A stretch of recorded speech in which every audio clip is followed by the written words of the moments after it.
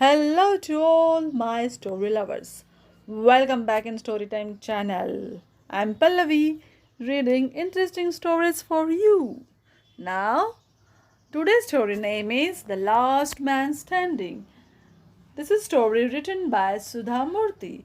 Now let's go to the story. The Last Man Standing. Within days, all the Duryodhana's friends and the loyalists were dead, except for Ashwathama. With a heavy heart, Duryodhana headed to the placid lake called Dvaipayan in Kurukshetra. Duryodhana used a special mantra called the Jala mantra there, which gave him the ability to stay at the bottom of the lake for as long as he wanted. When they did not see Duryodhana for a long time, the Pandavas became confident that victory was now theirs. However, Krishna warned them, the war is not over until you defeat Duryodhana.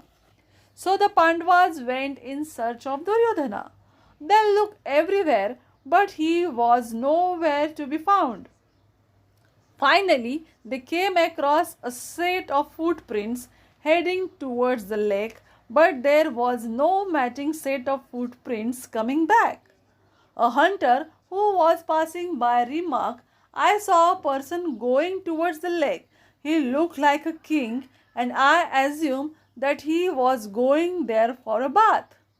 Krishna was sure that the man was Duryodhana. Maybe he went there to commit suicide. He has no one left, Yudhishthira said thoughtfully. Bhima was worried. He had sworn to break Duryodhana's thigh. If that is so, how will I fulfill my vow? He wondered. Duryodhana will not kill himself, said Krishna. He has gone to the lake to recover from his tiredness and loss. We have not seen the last of him. Then what should we do? The only way to make him emerge from his hiding place is provoke him, advised Krishna. We all know that he can't help the way he reacts, and I can't think of any more better for this task than Bhima, his childhood enemy. Hearing this, Bhima promptly raced to the lake and began shouting, O Duryodhana, I know that you are inside the water. There was no response. Why are you sitting in the lake like a coward? Aren't you Kshatriya? I think you are scared of dying, continued Bhima. Still, there was a silence. Dying in a battlefield is the greatest honor for a warrior, but maybe you have changed your mind after all your losses. Maybe now you are more attracted to the flowers in the water than the weapons of war. Bhima continued in this vein for some more time. Foolish Duryodhana, look how the world will remember you, a coward like they have never seen before.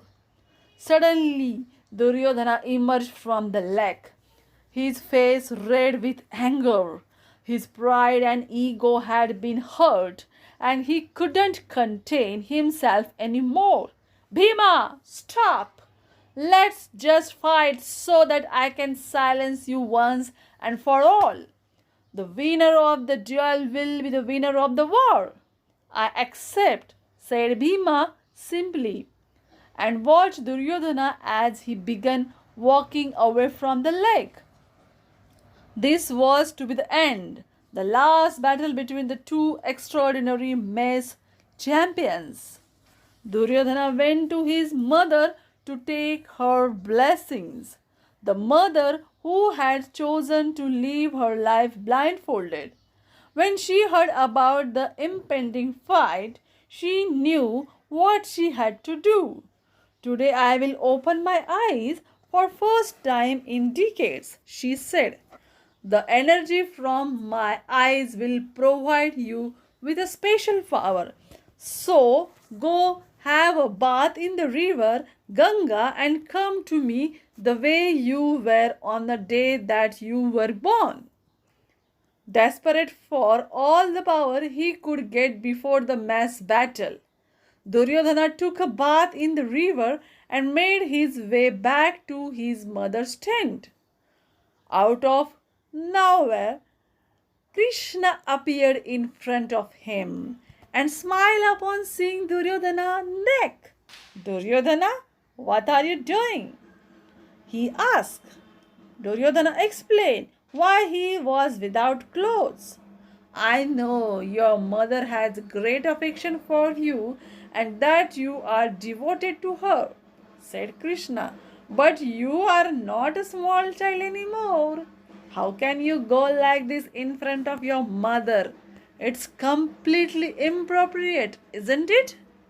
Duryodhana, who was already embarrassed at the thought, agreed. What should I do? He said out loud.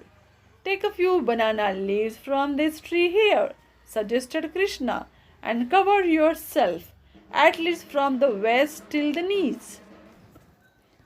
Duryodhana wrapped a few banana leaves around himself and went on his way. When he entered his mother's tent, Gandhari took off her blindfold and saw her son for the first time in her life. Though she was familiar with his voice, she had never seen any of her children. Her eyes moistened when she saw his face. As her eyes fell upon him, Duryodhana felt a wave of energy pass through his body, almost as if it was charging him. Gandhari's eyes made their way down her son's body. When she saw the banana leaves, her eyes changed. Oh, son, she said with sadness in her voice, I told you to come exactly like you were the day you were born. Then why did you cover yourself with leaves? I had opened my eyes to transform your entire body in such a way that it becomes as hard as diamond. It would have made you strong enough to withstand every blow from Bhima's mace. But alas, now the cover portion of your body will remain as vulnerable as it was before. Saying this, she closed her eyes and blindfolded herself again. Duryodhana begged her to open her eyes, but Gandhari refused. I have already exhausted my powers and cannot open my eyes a second time, she said. Maybe this is your fate, my son, and I have failed to prevent it. Tell me, who told you to cover yourself? A mother always looks at her offspring as a child, no matter his age. The coward Gopala gave me this idea, he said, angry at Krishna's intervention. If that is so, I curse Krishna, shouted Gandhari in rage. Oh Krishna, you have destroyed our family. Dhritarashtra and I have seen the deaths of our children. I curse you and your parents. You will all suffer the deaths of your children and your clan. Krishna heard about the curse. The Yadavas are too powerful to be destroyed by anyone. However, it is true that everyone must perish one day. If it must happen to the Yadavas, then the only way to curse can come true is if they fight among themselves. If that is to be the destiny of the Yadavas, then let it happen, he thought, unperturbed. Decades would pass before the curse would come true. It would result in the destruction of the Yadavas' kingdom in Dwarka due to fighting among the Yadavas themselves. Even today, whenever a civil war takes place, It is called Yadavi Yuddha, or a war fought in the way of the Yadavas. Shortly thereafter, the duel began. Duryodhana was desperate. He knew that it was the moment of truth.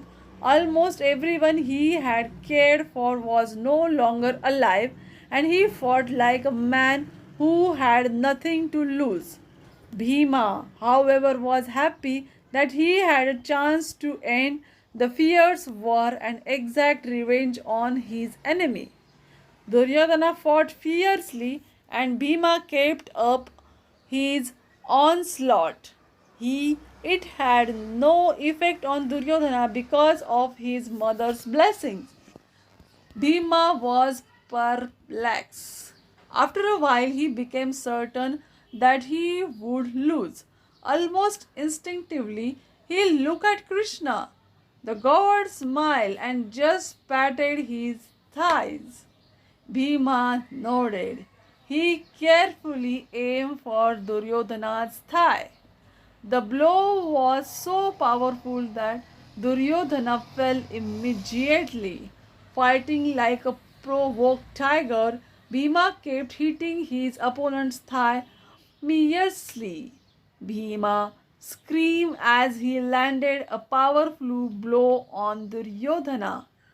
This is for what you tried to do to us in the house of wax.